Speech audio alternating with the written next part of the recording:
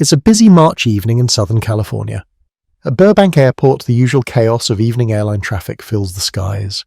Jets line up one after another, descending into the dense airspace that surrounds Los Angeles. Among them is a Southwest Airlines Boeing 737 inbound from Las Vegas. At first glance, it's just another routine flight, until it touches down. But something is off. This aircraft is moving way too fast. Unlike the calm, steady arrivals before it, this 737 blows past the halfway mark of the runway, and the perimeter fence at the far end is coming up fast. The pilots are throwing everything they have at slowing the aircraft down. Brakes, reverse thrust, speed brakes, but time and distance are vanishing. What lies beyond the runway is an open space. It's a maze of warehouses, trucks, and gas stations. Can they stop in time, or will a routine landing turn into a fiery disaster? This is the story of Southwest Airlines Flight 1455.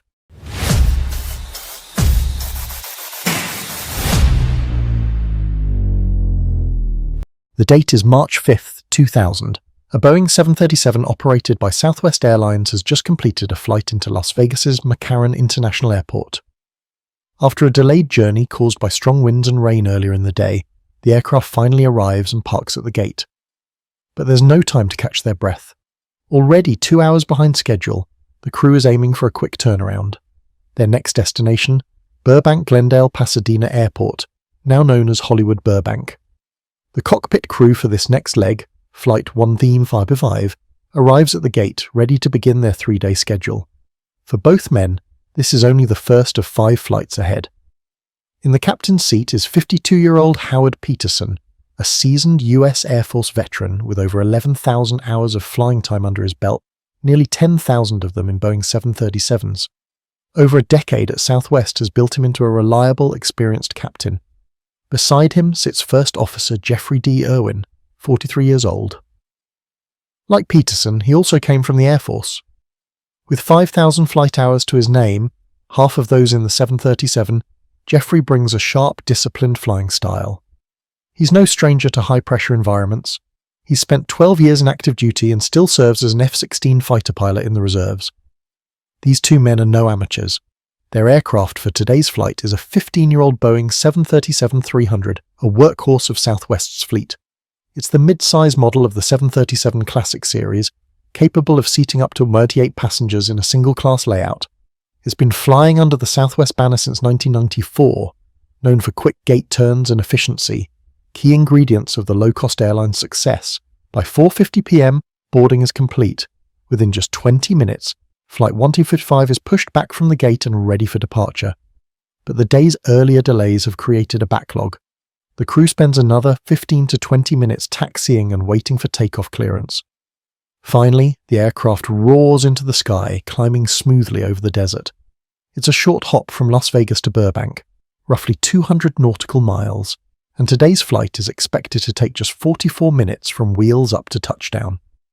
As the aircraft levels off and begins its brief cruise over the Mojave Desert, the crew shifts their focus to what lies ahead, the approach into Burbank, and they have no idea just how challenging that approach is about to become. 15 minutes before their expected arrival, Flight 1555 crosses over Palmdale, California. The crew starts preparing for descent into Burbank.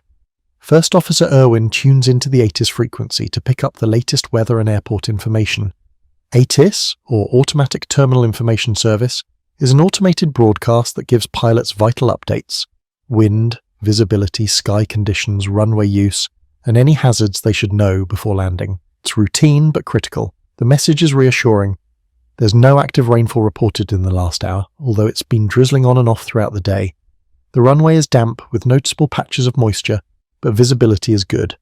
Winds are coming from 60 degrees at 18 knots, gusting to 26. Based on this information, aircraft are currently landing on runways 33 and 26, both better suited for the current wind direction. Captain Peterson makes a call. They'll plan to land on runway 33. He then requests the descent and approach checklists. Everything seems to be falling into place. For the next several minutes, the crew follows their arrival path and works through the standard descent procedures. But just after 6:02 p.m., a new piece of information changes everything. Approach control contacts Flight 1555 to report an updated ATIS. The winds have now calmed significantly. just 6 knots at the surface, and as a result, the runway configuration at Burbank has been switched. Arrivals are now being directed to land on runways 08 and 15. Air traffic control now clears flight 1455 for the ILS approach into runway 08 and instructs them to turn to a heading of 90 degrees. This new development introduces a set of challenges. Technically, landing on runway 26 would still be preferable given the wind, but that's not an option anymore. Burbank's geography isn't like most airports. It's surrounded by rising terrain, with hills and mountains enclosing the valley. To the west of runway 26 lie the Verdugo Mountains, with peaks close to 3,000 feet. Landing from that direction is not ideal, especially for jets like the 737. It's tight, and it leaves very little room for error. That's why runway 08 is so often favoured despite not always being aligned with the wind. It has a straight shot in with no high terrain, and it's equipped with an ILS system, which offers a guided path for landings. Given the decreased wind and the safety advantages, both the pilots and controllers agree runway 08 is the best choice. But there's more traffic converging on Burbank than just Flight 1455. 2 other aircraft, another Southwest 737 and a Falcon 2000 business jet, are also inbound and planning to land on the same runway. Burbank is about to get busy. To keep things orderly, the controller sequences Flight 1455 between the 2 other arrivals. That means they'll have to maintain a high speed for now to fit into the traffic flow. The order comes in, maintain 230 knots or greater until further advised. High-speed restrictions like this aren't unusual in dense airspace, especially in busy metro areas like Los Angeles. Air traffic control often manages the spacing by asking planes to adjust their speed, just like cars bunching up or spreading out on a crowded freeway. But there's a catch. Staying fast for too long compresses the amount of time the pilots have to slow the aircraft down, configure it for landing, and safely descend. That's exactly what starts to unfold here. At 6:05 p.m., 5 minutes before landing, ATC instructs Flight 1455 to descend to 5,000 feet and continue following the preceding Southwest aircraft on approach. They're also given an option: switch from the ILS approach to a visual approach, if they can see the other traffic. After a quick discussion, the crew agrees to take the visual. With good visibility and the lead aircraft in sight, it seems like a simple, efficient choice. Visual approaches are common when weather is good, and they ease workload for both pilots and controllers. But they also rely more heavily on judgment, estimating altitude, descent rate and glide angle with the naked eye instead of instruments. Now flying the visual, the controller instructs Flight 1455 to descend to 3,000 feet, but to maintain that altitude until they pass Van Nuys Airport, a smaller but very active general aviation airport about 5 miles west of runways 08. Van Nuys is popular with business jets and small private planes, so the airspace is always a little crowded. Out of caution, Captain Peterson decides to stay at 3,000 feet until they have passed Van Nuys, holding altitude a little longer than they might have otherwise. But this adds yet another layer of pressure. They're staying high, staying fast, and closing in on the airport with very little room or time left to slow down. Technically, the speed restriction is no longer in effect once the approach clearance is issued. Pilots are expected to slow down at their own discretion, but no mention of reducing speed is made. Neither the controller reminds them, nor do the pilots take initiative to ease back on the throttle. The window for a smooth, stabilized approach is quietly slipping away. It's 6:08 p.m. Flight 1455, still barreling along at 230 knots, is now turning onto final approach, just 9 miles from runways 08. That might sound like enough distance, but at this speed, they'll reach the runway in just over 2 minutes, and they still haven't begun their descent. Inside the cockpit, there's little discussion about the excessive speed.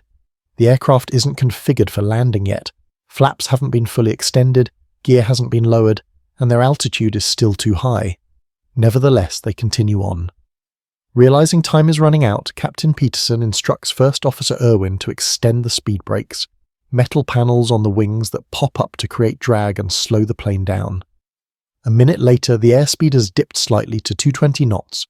It's not nearly enough. The captain calls for the landing gear to be deployed and flaps are extended to 25 degrees. Still, they are far too high and too fast. Now just 3 miles from the runway, the aircraft begins a sharp descent.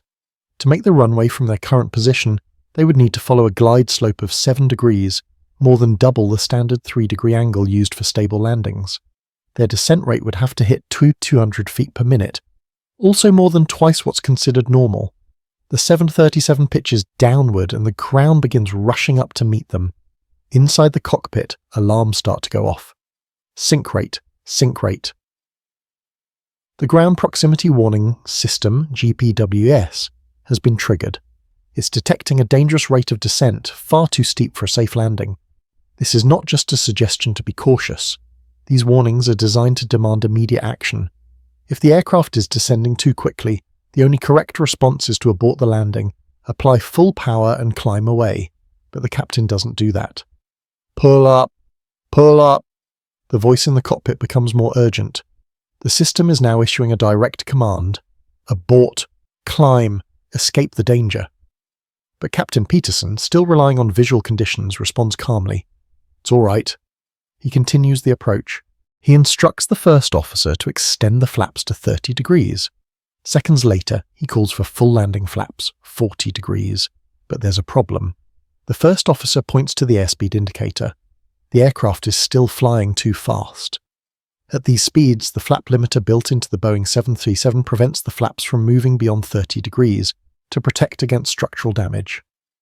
The selector is set to 40, but the flaps won't go any farther.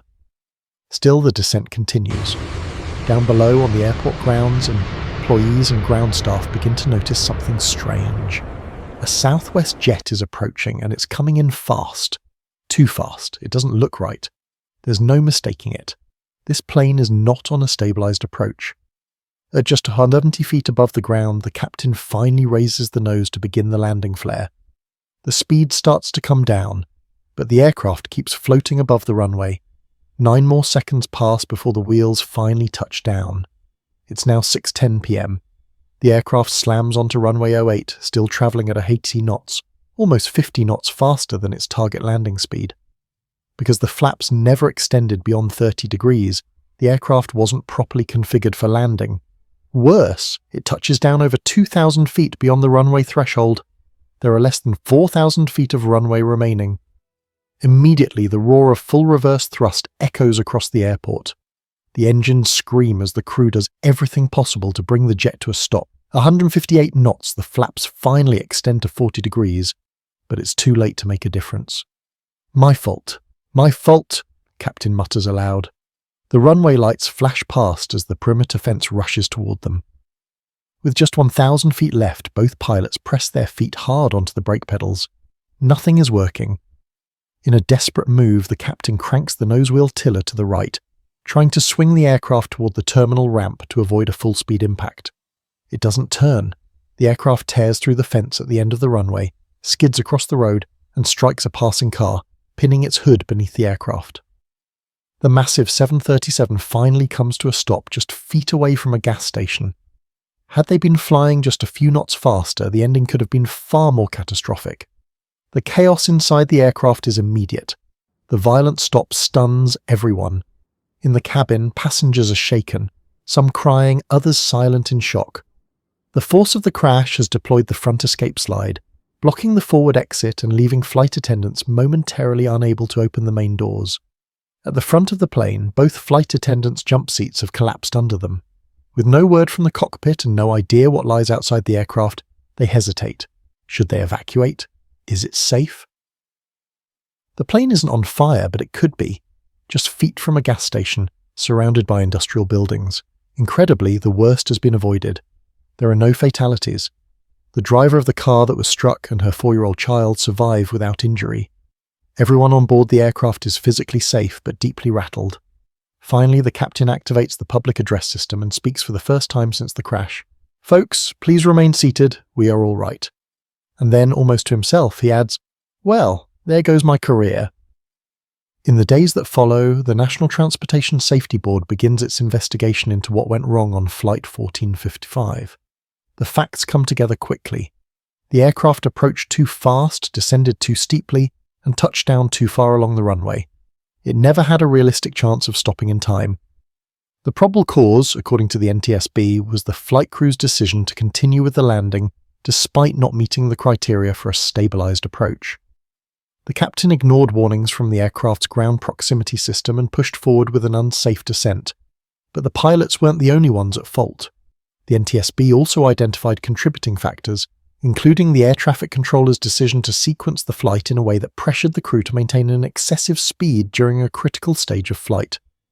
While a go-around was always an option, the setup made it difficult for the pilots to safely slow down and configure the aircraft in time. Out of this near disaster came change. Following the accident, Burbank Airport upgraded Runway with an EMAS, an engineered materials arresting system. This bed of crushable concrete acts like a giant buffer zone, designed to stop aircraft that overrun the runway. It's a last line of defense that can mean the difference between survival and catastrophe. 18 years later, that EMAS would be put to the test again, by another Southwest Airlines 737 that skidded off runway 08. But that is a story for another day.